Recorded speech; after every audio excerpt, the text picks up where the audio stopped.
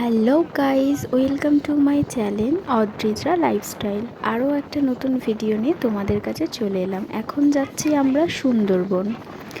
জায়গাটা দেখো, মানে জাস্ট দারুণ ভিউটা। আর ও আমাকে বলছে কি ধামাখালি, ওখানকার জায়গার নাম বলছিল। তো আমরা সবাই একসাথে যাচ্ছি। আমরা প্রায় 7জন মতন ছিলাম। বন্ধুরা মিলে যেতে মানে এতটা মজা লাগে। আর এইটা হচ্ছে কোথায় বলো তো, এটা হচ্ছে ফেরিঘাট পার করতে হবে।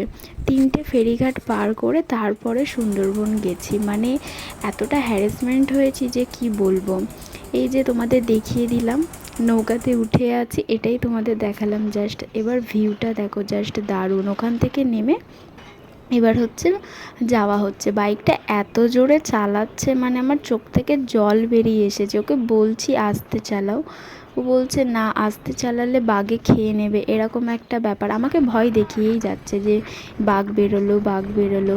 মানে ছাগল দেখছে, বলছে দেখো এটা বাঘের বাচ্চা, এইভাবে ইয়ার্কি মারছে। কিন্তু বিশ্বাস করো, মানে সত্যিকারের যে বাঘ দেখতে পাবো এইটা আমি কোনোদিনও ভাবতে পারিনি। ও হাত দেখাচ্ছে দেখলে। আর আমি অতটা বুঝতে পারিনি এখানে পাখি এত জোরে জোরে ডাকছে। আকাশটা মানে ঘন কালো হয়ে গেছে, বৃষ্টি হচ্ছিল অল্প অল্প। তারপরে দেখো, আমি তো ক্যামেরা অফ করে দিয়েছিলাম ভয়ে, আমি ক্লিপ নিতে পারিনি।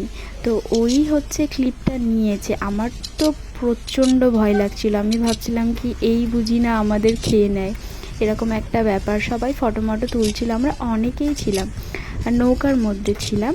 আর মানে আমরা যেই নদীতে আছি বাঘটা ওই নদীতেই আছে। আরও মানে ভয় লাগছিল যে ও ঝাঁপিয়ে না আসে, এরম একটা ব্যাপার।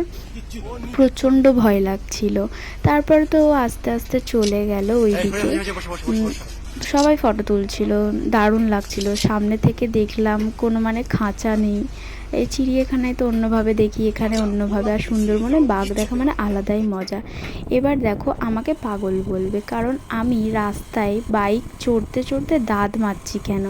তোমাদের কারণটা বলি। এটা আমি ভিডিও নিতাম না, আমার বরই বলল তুমি ভিডিওটা মানে ক্লিপটা নাও, কারণ তোমার এই পাগলামিগুলো পরে তুমি দেখবে।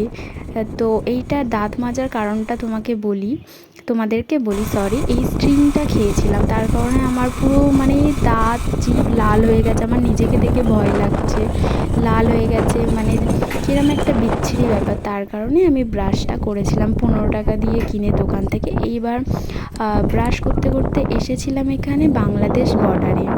এখানটায় তো আমার প্রচণ্ড ভয় লাগছিল, কারণ আমি ভাবছিলাম ওই বাঘটা না আবার চলে আসে। আমার বর তো ভয় দেখিয়েই যাচ্ছে, আমি বারবার এদিক ওদিক পিছনে দেখছি। যাই হোক, thank you for watching my video.